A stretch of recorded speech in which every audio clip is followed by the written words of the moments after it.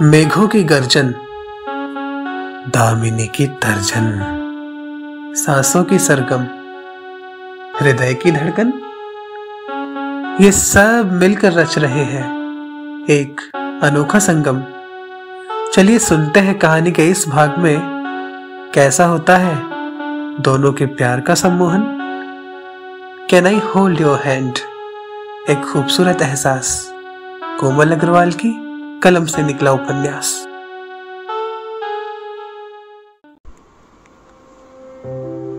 Dear listeners, आप सुन रहे हैं can I hold your hand, एक खूबसूरत एहसास का 37वां भाग मेरे यानी कोमल अग्रवाल के साथ। कहानी के पिछले भाग में आपने सुना कि वैशाली अपना वादा निभाती है और सूरज और पाखी की मुलाकात का बंदोबस्त करती है।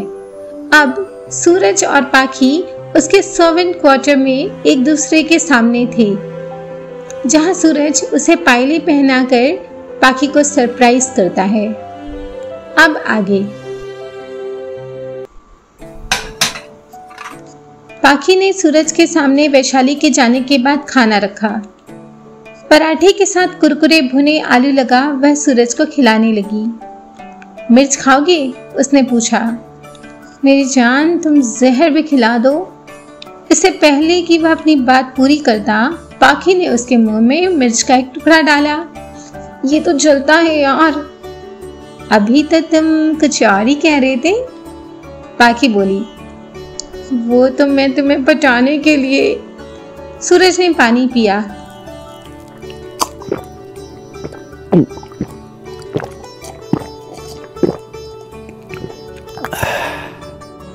कुछ मीठा है क्या?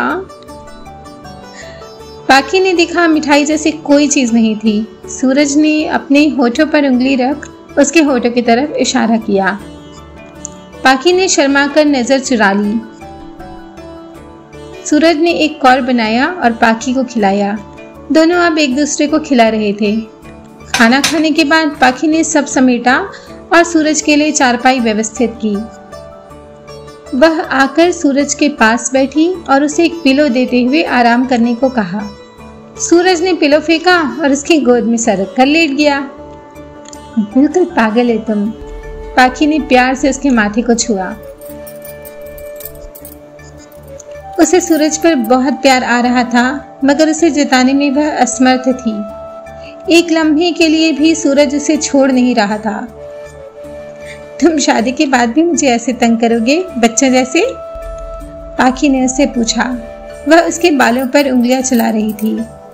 सूरज ने उसका हाथ अपने दिल पर रखा और कहा, मैं नहीं मेरी जान, मेरा ये दिल तंग करता है तुम्हें और हमेशा करेगा, क्योंकि ये दिल तुमसे बहुत प्यार करता है मेरी जान। उसने पाखी की हथेली को अपने होठों पर रखा। मैं तंग होने को तैयार हूँ, जितना चाहे कर लेना, उम्र कम पड़ जाएगी। पाखी ने उसके माथे पर अपना प्यार रखा। ये पंखा कितना धीरे चल रहा है ना, सूरज ने कहा। तुम कभी इतनी छोटी और गर्म जगह पर रहे ही नहीं होगे ना, मेरे लिए तुम्हें क्या क्या करना पड़ता है, पाखी ने कहा। जिस माहौल की तुम्हें आदत है ना, मैं भी वही फील करना चाहता हूँ, सूरज ने कहा। पाखी ने अपने आंचल से उसके चेहरे का पसीना पोंछा। फिर उसने चारों तरफ देखा। कमरे में सिर्फ एक छोटा सा वॉशरूम था और एक भी विंडो नहीं थी। बस ऊपर की तरफ एक रोशनदान था। उसे पास ही एक कार्टून का टुकड़ा मिला। उससे वह सूरज को पंखा झलने लगी। सूरज ने उसकी कलाई थाम ली। वह उठकर बैठ गया और बोला, परेशान क्यों हो रही हो? I am perfectly fine. तभी बादलों की गर्जन सुनाई पड़ी। दोनों एक साथ बोले, बारिश। कुछ ही देर में मौसम बदल गया था और कॉटेज में टीन की छतों पर बारिश की मोटी मोटी बूंदें गिर रही थी। रोशनदान से तेज पवन के झोंके अंदर आ रहे थे। साड़ी में तुम बेहद प्यारी लग रही हो, बिल्कुल मैरिज मटेरियल हो। अपनी मंगेतर को मटेरियल बोल रहे हो, शर्म नहीं आती? पाखी ने उसे अंगूठी दिखाई। यार ये शादी कब होगी, एक किस भी नहीं मिल रहा। कितना रोमांटिक वेदर है और यहाँ देखो हम तरस रहे हैं। सूरज ने उसे आंख मारी। तुम्हें ये सब भी आता है? पाखी ने पूछा। सीटी बजाना भी आता है और यूएस में स्मोकिंग भी की है दोस्तों के साथ। सूरज ने रौब झाड़ने की कोशिश की। और बियर तो उस दिन चल ही रही थी, प्रीतम जीजू की पार्टी में। पाखी ने उसे चुटकी काटी। हाँ तो इसमें क्या है, ये सब तो नॉर्मल है, सूरज ने कहा। पाखी चिढ़ गई। अच्छा तो ये सब जनाब के लिए नॉर्मल है, और अगर मैं भी ये सब करने लगूं तो तब भी उसे नॉर्मल कहोगे? सूरज को कुछ जवाब सूझ ही नहीं रहा था। मुझे नहीं पता था कि तुम स्मोकिंग और ड्रिंकिंग भी करते हो, आज ही भैया से जाकर कहती हूँ, पाखी ने उसे डराया। भैया का नाम सुन सूरज का ड्रामा तो वहीं फेल हो गया। अरे मेरी जान, मैंने स्मोकिंग सिर्फ एक ही बार की थी, फिर कभी सिगरेट को हाथ नहीं लगाया। और सुनो, पार्टी में प्रीतम की जिद पर 1-2 पैग लिया था सिर्फ। सच कह रहे हो ना? अगर झूठ बोलोगे ना तो भैया। पाखी ने अंतिम शब्द पर जोर दिया। सूरज ने उसके सर पर हाथ रखा। तुम्हारी कसम, मैं ये सब नहीं करता, यकीन करो मुझ पर। पाखी ने उसका हाथ थामकर उसकी आंखों में देखा। करती हूँ, मजाक कर रही थी। पता है मेरे घर में सब लोग तुम्हें कितना चाहते हैं, और भैया तो खुद से ज़्यादा तुम पर भरोसा करने लगे हैं। दोनों घर परिवार की बातें कर रहे थे कि तभी पाखी ने सूरज के मुंह पर हाथ रखा। किसी के पैरों की आवाज़ पास आती सुनाई दे रही थी। वैशाली? सूरज ने फुसफुसाते हुए पूछा।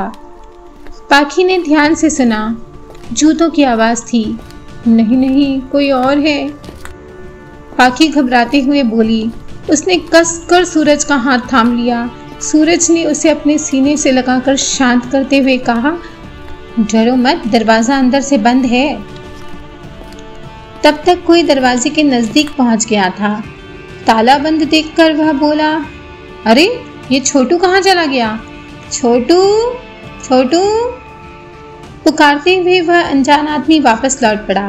तभी दोनों ने सुना, वैशाली की मॉम बालकनी से उससे बात कर रही थी।